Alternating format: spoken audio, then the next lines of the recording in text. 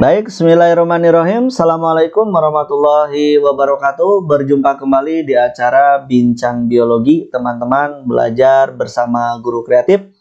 Masih di acara prediksi paten sukses SIMAK UI tahun ini. Kita maksimalkan ikhtiar dan doanya, teman-teman ya. Baik, ini adalah lanjutan teman-teman setelah video yang sebelumnya kita membahas soal prediksi paten ini dari 1 sampai 5 ya. Sekarang kita masuk ke soal nomor ke-6. Oke, pelajari sama teman-teman ya. Ini banyak keluar nih. Jangan lupa like, comment, and subscribe. Oke, soal nomor 6 katanya gambar di atas menunjukkan sel saraf yang berfungsi untuk apa? Oke, baik, sel saraf gitu ya. Oke, berfungsi sebagai apa? Nah, teman-teman, nanti berdasarkan bentuknya, kalau kita lihat dari gambar ini, berarti teman-teman mesti tahu bentuk-bentuk dari sel saraf. Bentuk dari sel saraf itu, teman-teman, ada 3. Yang pertama, ada sel saraf unipolar, ada sel saraf bipolar, dan ada sel saraf multipolar, gitu ya. Dia disebut unipolar, kenapa? Sebab badan selnya, teman-teman, memiliki satu cabang yang kemudian terbagi menjadi akson dan dendrit. Nah, itu ciri dari unipolar gitu ya.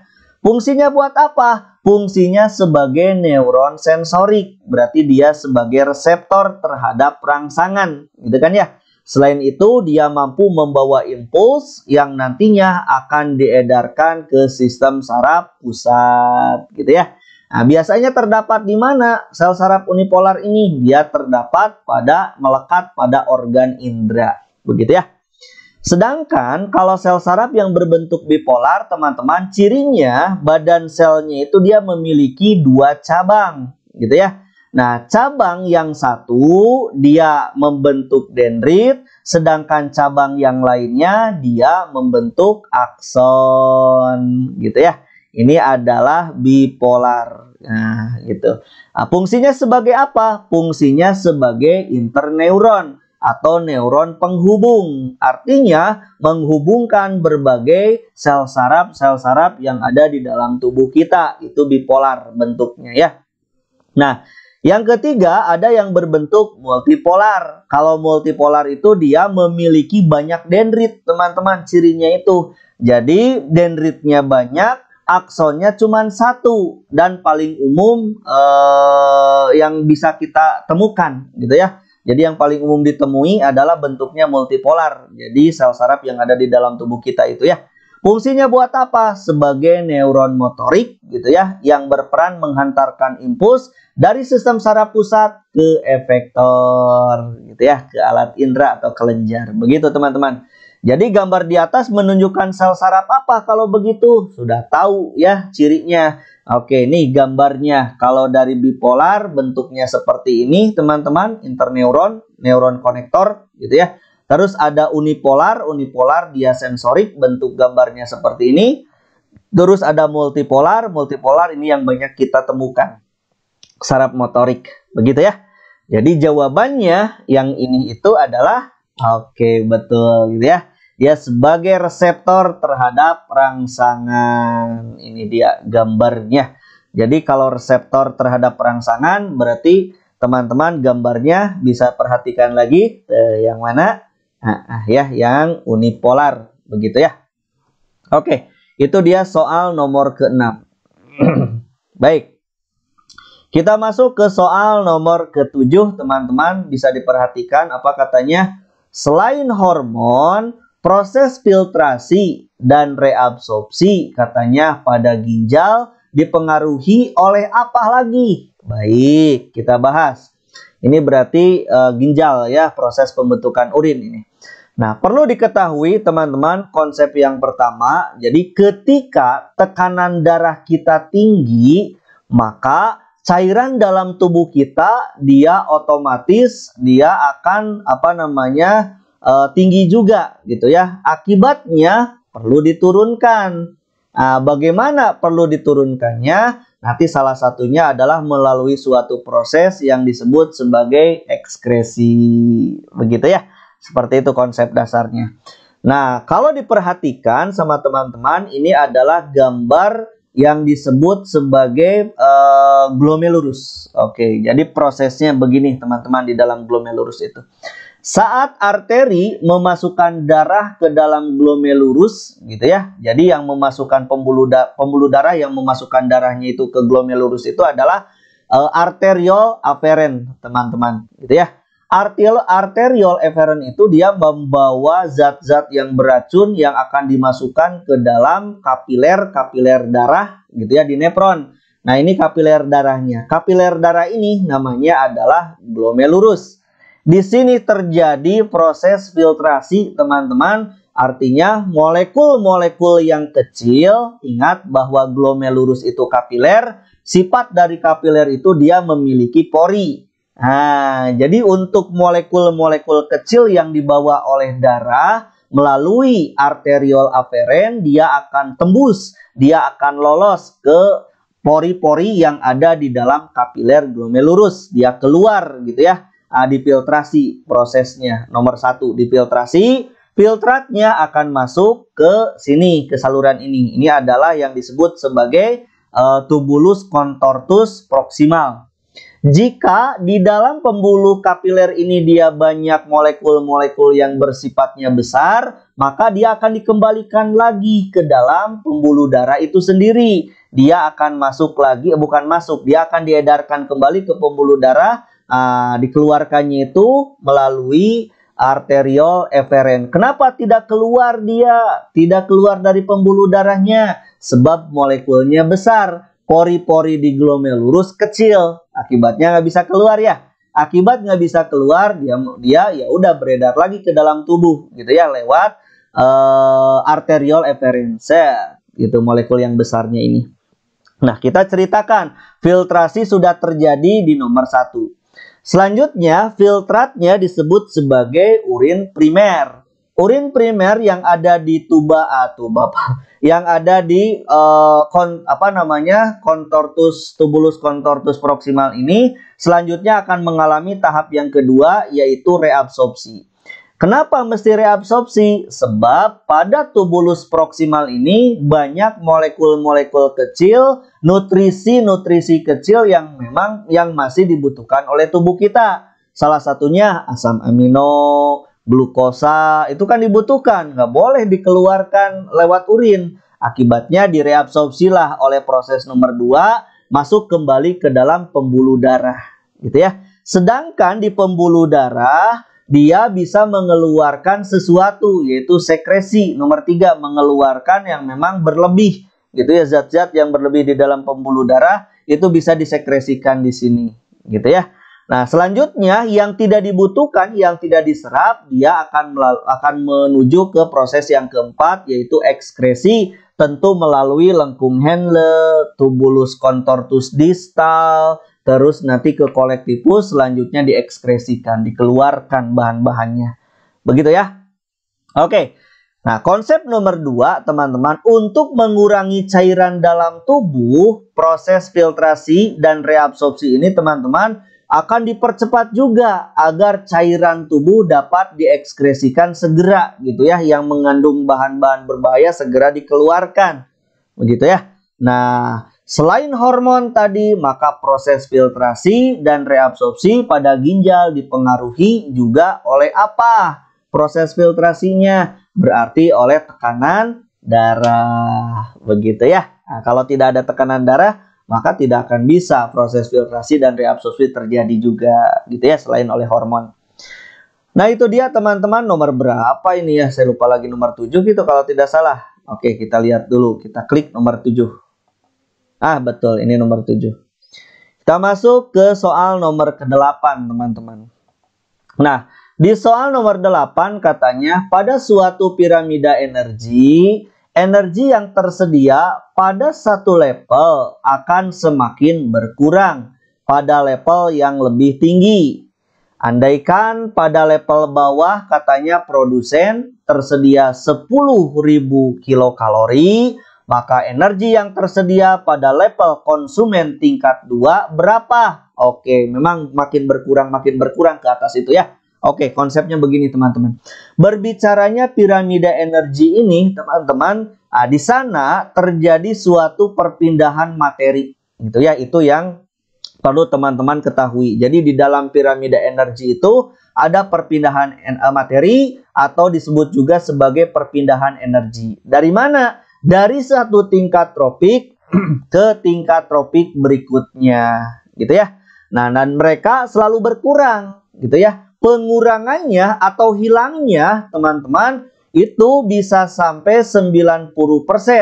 Nanti sehingga yang sampai di tubuhnya itu dia di tubuh di konsumen yang memakannya, dia itu hanya tersisa 10%-nya dari yang dia makan, gitu ya. Jadi cuma 10% teman-teman yang dia makan. Yang lainnya kemana? Yang lainnya hilang. Jadi 90%-nya hilang. Yang tersisa adalah tinggal 10% yang dikonsumsinya.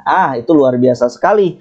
Pindahnya bisa berupa apa? Salah satunya adalah perubahan energinya akan berubah menjadi panas. Begitu ya. Seperti itu. Kan organisme bermetabolisme. Kan ya? Oke. Dikarenakan organisme pada tingkat konsumen 1, 2, 3 hanya mendapatkan 10%, maka otomatis begini teman-teman. Jadi berdasarkan data soal diketahui kan ada 10.000 kilokalori tuh gitu ya. Yang ditanyakan konsumen tingkat 2. Berarti konsumen tingkat 1-nya kita bisa tahu dia herbivora. 10%-nya dari 10.000 berapa? 1.000. Gitu ya, itu konsumen tingkat 1. Berarti konsumen tingkat 2 adalah 10% dari 1.000 ini. Berapa? Ya 100 gitu ya, 100 kilokalori. Dikarenakan setiap tingkat tropik hanya mendapatkan 10%. Makin ke atas, energi yang diterimanya dia makin rendah. Makin ke atas, begitu ya. Nah, seperti ini teman-teman. Ada 10.000 kilokalori, maka konsumen pertama itu hanya 10% dari 10.000. Berapa? 1.000. Yang atasnya pun sama, 10%. Dari mana? Dari 1.000 ini. Jadi 100. Begitu ya.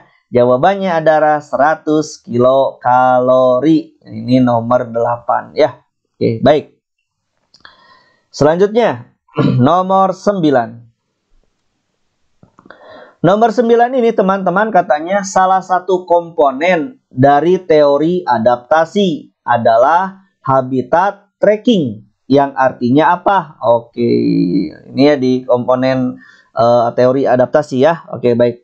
Nah, konsep untuk menjawab ini teman-teman, dalam teori adaptasi perlu diketahui bahwa jika suatu habitat teman-teman mengalami perubahan, maka spesies yang di dalamnya itu dia memiliki 3 opsi gitu ya. 1, ingat-ingat nih teori adaptasi. Jadi kalau lingkungannya berubah gitu ya, maka si organisme yang ada di dalamnya itu dia memilih 3 opsi.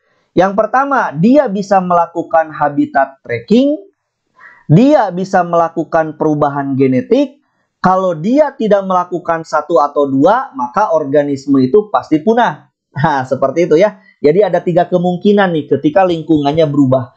Nah, kalau dia melakukan habitat tracking, maka ini maksudnya adalah organisme itu melakukan pencarian habitat baru. Habitat yang seperti apa? Tentu yang mirip gitu ya dari habitat sebelumnya. Itu adalah habitat tracking. Kalau melakukan perubahan genetik, contoh misalkan dia mesti berubah terhadap habitat yang berubah itu. Misalkan makanannya jadi berubah, maka secara genetis dia pun mesti berubah menyesuaikan dengan makanan yang ada. Begitu ya. Seperti itu teman-teman. Nah, jadi konsep yang kedua sebagai tambahan bahwa hal ini dilakukan kenapa? Karena habitat yang lama mengalami kerusakan atau terdapat ancaman di habitat tersebut. Nah, demi menjaga kelangsungan hidupnya, maka organisme tersebut wajib gitu ya. Salah satunya adalah habitat tracking, yaitu mencari habitat baru yang memiliki sumber daya tentunya yang lebih baik. Gitu ya, untuk dia berkembang dan reproduksi supaya dia bertahan hidup terhadap lingkungan yang berubah. Begitu ya. Jadi jawabannya habitat tracking itu adalah pencarian habitat baru yang sesuai tentunya ya. Oke, sip. Itu dia nomor 9. Maaf, kepijit lagi nomor 9. Nomor 10 sekarang. Nah ini dia. Nomor 10 teman-teman katanya yang membedakan sintesis protein antara organisme prokariotik dengan eukariotik apa? Yang membedakannya? Baik, gampang sekali ini ya.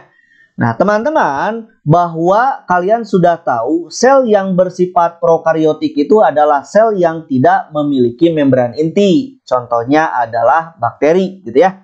Nah, organisme prokariotik ini teman-teman di dalam proses sintesis protein baik transkripsi ataupun translasi hanya terjadi pada satu tempat. Siapa? Sitoplasma saja. Sementara pada organisme eukariotik teman-teman sintesis proteinnya, transkripsinya terjadi di nukleolus gitu ya. Sedangkan translasinya terjadi di ribosom yang terdapat di dalam sitoplasma. Berarti berbeda tempat tuh dua proses itu, gitu ya. Berarti beda.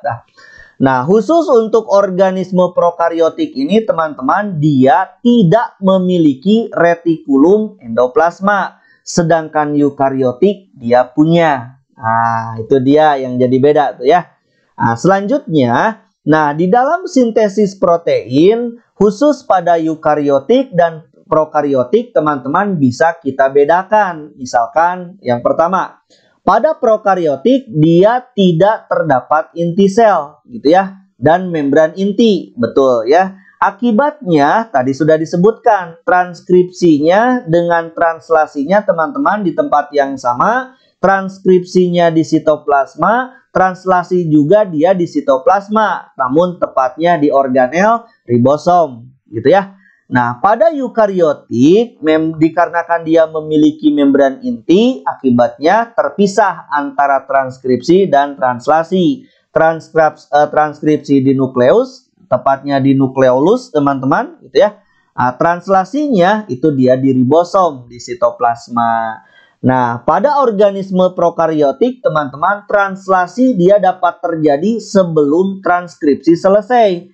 Sedangkan pada eukariotik nggak bisa, mesti menyelesaikan dulu transkripsi, baru translasinya bisa berproses. Nah, ini yang jadi pembeda, gitu ya.